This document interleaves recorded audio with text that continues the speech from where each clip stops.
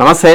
తెలంగాణలో అయితే ఎన్నికల వేడి చాలా హాట్గా అయితే జరుగుతున్నటువంటి సందర్భం అయితే కనిపిస్తుంది. మరి చాలామంది యువత మరి సర్పంచ్ ఎలక్షన్లలో పోటీకి ముందుకు వస్తున్నారు. మరి తెలంగాణలో ఇప్పుడు ఒక సంచలనమైనటువంటి ఒక పేరు అయితే మనకు బయటకు వచ్చింది. డాక్టర్ చదువుతూ MBBS థర్డ్ ఇయర్ చదువుతూ మరి సర్పంచ్ ఎన్నికల్లో పోటీ చేస్తున్నారు.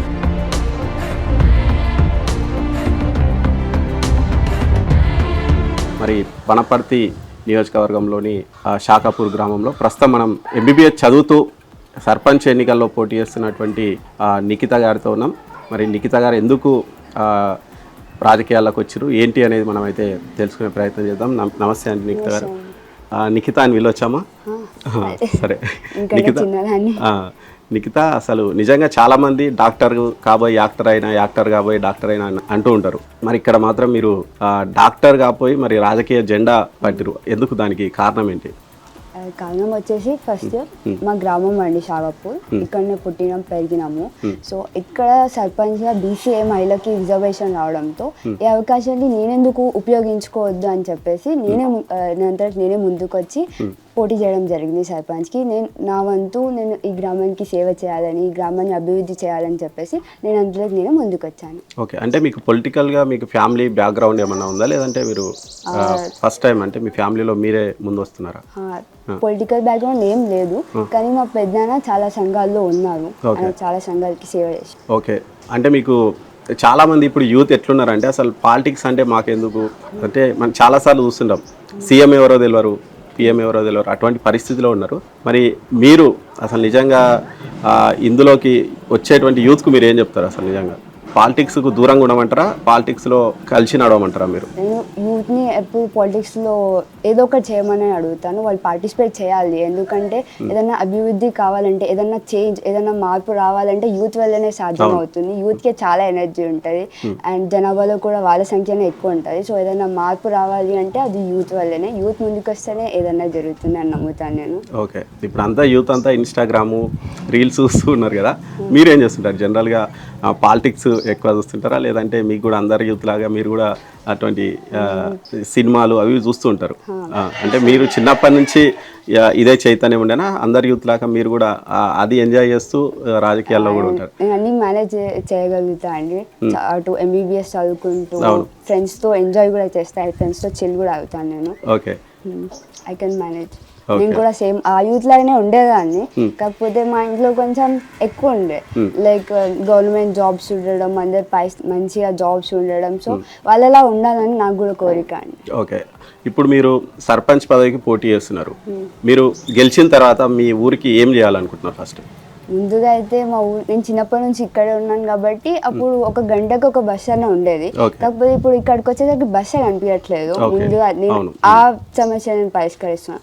ఇంకా నేను మెడికల్ ఫీల్డ్ నుంచి వస్తున్నాను కాబట్టి అనారోగ్యం గురించి ఎక్కువ, లైక్ తాగునీరు కానీ పరిసరాలు శుభ్రంగా ఉండడం, దాని గురించి ఎక్కువ ఫోకస్ చేస్తా.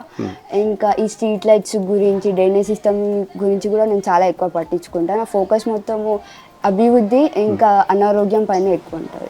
అనారోగ్యం బారిన పడకుండా ఉండడానికి ఏమేమి చర్యలు తీసుకోవాలి, ఏమేమి చేయాలి అని చెప్పేసి నా ఫోకస్ మొత్తం దానిపైన ఉంటుంది. ఓకే, అంటే ఇప్పుడు ఇంకొకటి మేడం, ఇప్పుడు మీరు చదువుతున్నారు MBBS. నిజానికి డాక్టర్ చదువు అంటే చాలా ప్రెజర్ ఎక్కువ ఉంటుంది, ఎప్పుడు పుస్తకాలు పట్టుకొని ఉండాలి. ఇప్పుడు మీరు థర్డ్ ఇయర్ చదువుతున్నారు అంటే ఇంకొక 1 year అయితే మీరు చదవాల్సి ఉంటుంది, 4 years కదా. మరి దాన్ని చదువును ప్లస్ పాలిటిక్స్ని ఎట్లా మేనేజ్ చేయగలుగుతారు మీరు? ముందుగా నా కాలేజ్, నా ప్రిన్సిపల్, నా వైస్ ప్రిన్సిపల్ యొక్క సపోర్ట్ నాకు ఉంది.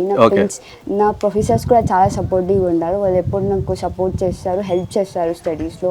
నా బ్యాచ్మేట్స్, నా సీనియర్స్ కూడా చాలా మోటివేషన్ ఇస్తారు. వాళ్ళు కూడా చాలా హెల్ప్ చేస్తారు నా చదువు విషయంలో.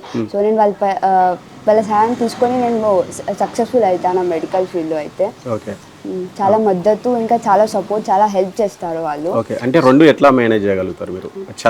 చదువు ఇటు పాలిటిక్స్ రెండు ఎట్లా మేనేజ్ చేయాలి? నేను రోజు ఇక్కడ నుంచి అప్ అండ్ డౌన్ చేద్దాం అనుకుంటున్నాను. ఇంకా నాతో పాటు మా పెద్దనాన్న కూడా ఉంటారు. నేను వేళలో నా విధులు నేను నిర్వర్తిస్తానండి. ఓకే, అంటే మెయిన్గా ఇక్కడ ఒకటి ఏమంటున్నారంటే, అమ్మాయి మీకు అపోజిట్లో ఎవరైతే పోటీ చేస్తున్నారో వాళ్ళు మీ మీద వేసేటువంటి అలిగేషన్ ఇంకేమీ లేదు. అంటే ఎందుకంటే మీరు యూత్, మీకు మామూలుగా యూత్ అంటే ఈ కరప్షన్ వీటన్నిటికీ కొంచెం దూరంగా ఉంటారు. వీటి ఎక్కడ కూడా మీ మీద నెగిటివ్ లేదు, కానీ వాళ్ళు చేసే ఒకే ఒక ప్రచారం ఏంటంటే ఇక్కడ ఆ అమ్మాయి చదువుతుంది ఇక్కడ అందుబాటులో ఉండదు అని. దాని గురించి మీరు ప్రజలకు ఏం చెప్పగలుగుతారు బలంగా? జస్ట్ 9 to 4 అండి నాకు కాలేజ్, దాని తర్వాత ఏమి ఉండదు. ఇక్కడే ఉంటాను. ఓకే, ఖచ్చితంగా ఎట్లా వీకెండ్స్ అందుబాటులో ఉంటారు, మార్నింగ్ టైం అందుబాటులో ఉంటారు, ఈవినింగ్ టైం కూడా అందుబాటులో ఉంటారు. దాంతో పాటు మా పెద్దనాన్న కూడా ఇక్కడే ఉంటాడు. ఆయన ఆయన కూడా ఇక్కడే ఉంటాడు అన్నమాట. ఖచ్చితంగా రోల్ మోడల్ గా ఉండి మీ సత్తా ఏంది చూపిస్తా అంటారు. ఓకే ఓకే, సరే మీ ఎడ్యుకేషన్ గురించి చదువు. మీరు ఎక్కడ చదువుకున్నారు ఏంటి అంటే చిన్నప్పటి నుంచి? వనపర్తి ఇక్కడనే ఉంటాం, కానీ వనపర్తికి షిఫ్ట్ అయినాం. చదువు కోసమే వనపర్తికి షిఫ్ట్ అయినాం అండి. అక్కడ అను స్కూల్లో చదువుకున్నాను 10th వరకు. దాని తర్వాత శ్రీ చైతన్య స్కూల్, దాని తర్వాత సీట్ రావడంతో. సరే, అంటే మీరు మా కాలేజీలో మీరు ఎడ్యుకేషన్ పరంగా ఎట్లా ఉందంటే, మీరు గవర్నమెంట్ కాలేజే కదా, ఎట్లా ఉందంటే ఎడ్యుకేషన్ బాగుంది అక్కడ? కాలేజ్కి ఒక కొత్త హాస్టల్ ఇచ్చింది, కొత్త కాలేజ్ కూడా. సో చాలా బాగుంటుంది, ఫెసిలిటీస్ కూడా చాలా బాగుంటాయి. ఫ్యాకల్టీ చాలా ఫ్రెండ్లీగా ఉంటారు, చాలా సపోర్ట్ చేస్తారు మాకు.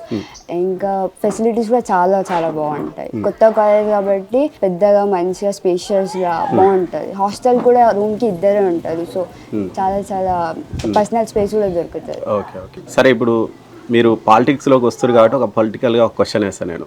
ఇప్పుడు 2 years అయింది, మీరు కాంగ్రెస్ పార్టీ సపోర్ట్ తోటే మీరు అయితే పోటీ చేస్తున్నారా? మీకు సీఎం గారి పాలన ఎట్లా అనిపిస్తుంది మీకు? సీఎం రేవంత్ గారు, సో వీరు మా అమ్మమ్మ వాళ్ళ ఊరి నుంచి వచ్చారనమాట. చాలా నిరుపేద కుటుంబం నుంచి వచ్చి కష్టపడి చాలా పెద్ద స్థాయికి ఎదిగారు. ఆయన కూడా నాకు చాలా ఆదర్శం. ఆయన చేసిన మహాలక్ష్మి పథకాలు కానీ, మా మహిళలకి ఉచితంగా బస్సులు ఇవ్వడం కానీ, ఇవన్నీ చాలా సేవ చేసిండు. ఇవన్నీ నాకు ప్రేరణ. సీఎం గారి పథకాలు మీకు నచ్చినాయి ఏంటి? ఇంకా ఉచిత బస్సు నచ్చిందా? అవునండి, అది చాలా మా మహిళలకి ఇచ్చింది కాబట్టి ఇంకా చాలా ఇష్టం. ఇంకా ప్రతి మహిళకి అది చాలా ఉపయోగపడ్డది. సో అందుకని అది నాకు చాలా ఇష్టమైన పథకం. నిజంగా అంటే సీఎం రేవంత్ రెడ్డి గారు కూడా యూత్ ఐకాన్ లాగా అనిపిస్తుంటారు. మనం చూసింటారు, ఫుట్బాల్ ఆడడం కానీ అవన్నీ బాగా వైరల్ అయినాయి. అంటే యూత్ కు ఇన్స్పిరేషన్ అనుకోవచ్చు ఆయన. అవునండి, ఆయన చిన్న వయసులోనే అంత పెద్ద స్థాయికి ఎదగడం ఈ యూత్ కి కూడా చాలా ప్రేరణ. నాకు కూడా చాలా ఇన్స్పైర్ చేసిండు ఆయన. ఓకే, ఇప్పుడు మీరు స్థానిక ఎమ్మెల్యే మేఘారెడ్డి గారు, అంటే మీరు కాంగ్రెస్ పార్టీ సపోర్ట్తో పోటీ చేస్తున్నారు కాబట్టి ఆయన సపోర్ట్ ఎట్లా ఉంది మీకు? ఆయన ఈ ఊరు షాగపూర్ అనే గ్రామం, అంటే మా గ్రామాన్ని ఆయన దత్తకు తీసుకున్నారు అనమాట. ఆయన దత్తకు తీసుకొని చాలా కృషి చేసాను. ఆ కార్యక్రమంలో నేను కూడా పాల్గొనాలనుకుంటున్నా, నా వంతు నేను కృషి చేయాలనుకుంటున్నా. సో ఆయన ఆశీస్సులతో, ఎంపీ గారి ఆశీస్సులతో నేను కూడా కృషి చేసి ఇంకా మా గ్రామాన్ని ఉత్తమ స్థాయికి తీసుకుపోవాలని నా లక్ష్యం అండి. కానీ నాకు భవిష్యత్తులో అవకాశం రావాలని నేను కోరుకుంటున్నాను. అంటే ఎమ్మెల్యే గారి సపోర్ట్ కూడా మీకు ఉంది కదా, ఎమ్మెల్యే గారిని మీట్ అవ్వాలని ఉందా మీకు? గెలిచిన తర్వాత ఖచ్చితంగా మీట్ కండి. సీఎం గారు కూడా, ఎందుకంటే మీరు నిజంగా యూత్కు మాత్రం మీరు ఒక ఇన్స్పిరేషన్ అండి. ఎందుకంటే చదువుతూ ఎంబీబీఎస్ చదువుతూ పాలిటిక్స్లోకి వచ్చారు. పాలిటిక్స్ అంటే చాలామంది దూరంగా పారిపోతున్నారు, కానీ మీరు వచ్చి అంటే సర్పంచ్ కోసం పోటీ చేసి చదువుతూ నేను చదువులో నా సత్తా ఏందో చూపిస్తా, పాలిటిక్స్లో కూడా నా సత్తా చూపిస్తాను వస్తున్నారు కాబట్టి నిఖిత గారు మీకు ఆల్ ద బెస్ట్ అండి. ఖచ్చితంగా మీరు గెలవాలి, గెలిచి మీరు యూత్కి ఒక ఇన్స్పైర్గా ఉండాలని. థ్యాంక్ యూ నిఖిత గారు. థ్యాంక్ యూ అండి.